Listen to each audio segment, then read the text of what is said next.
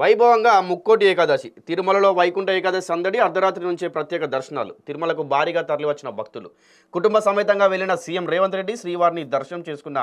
కేంద్ర రాష్ట్ర మంత్రులు యాదాద్రికి పోటెత్తిన భక్త జనం ఉత్తరాద్వార దర్శనం చేసుకున్న ప్రముఖులు కిక్కిరిసిపోయిన తెలుగు రెండు రాష్ట్రాల్లో ఆలయాలు తెలుగు రాష్ట్రాల్లో ముక్కోటి ఏకాదశి సందడి నెలకొంది పలు దేవాలయాల్లో ఉత్తర ద్వారాలు తెరుచుకోవడంతో తెల్లవారుజాము నుంచే భక్తులు ఆలయాలకు పోటెత్తారు గోవింద నామస్మరణతో ఆలయాలు మార్మోగాయి ఇక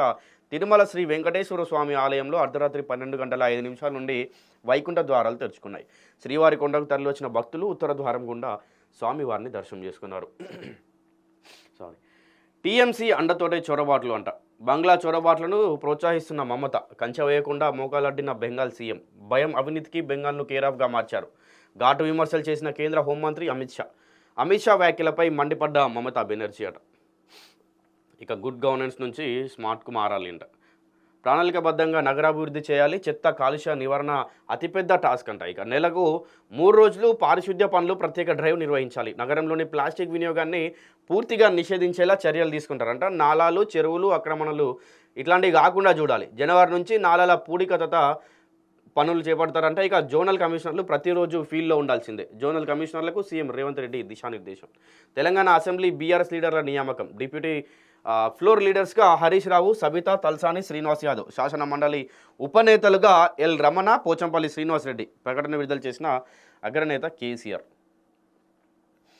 ఇక తెలంగాణలో భారీగా ఐఏఎస్ల బదిలీలు పంచాయతీ శాఖ కమిషనర్గా ఐఏఎస్ అధికారి శృతి ఓజా నిజామాబాద్ జిల్లా కలెక్టర్గా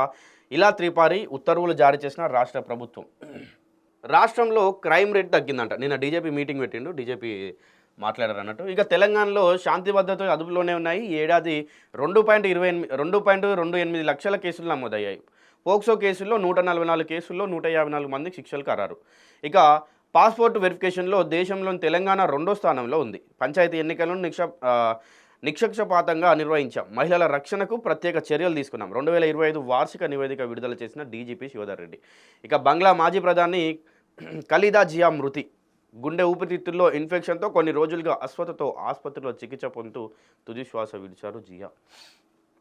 ఇక ట్రాఫిక్ జామ్ కావడానికి వీలేదు జనవరి 8 నుంచి వాహనాల రద్దీ సంక్రాంతి రద్దీ లేకుండా ప్లాన్ చేయండి పండగ రద్దీ ఉన్నన్ని రోజులు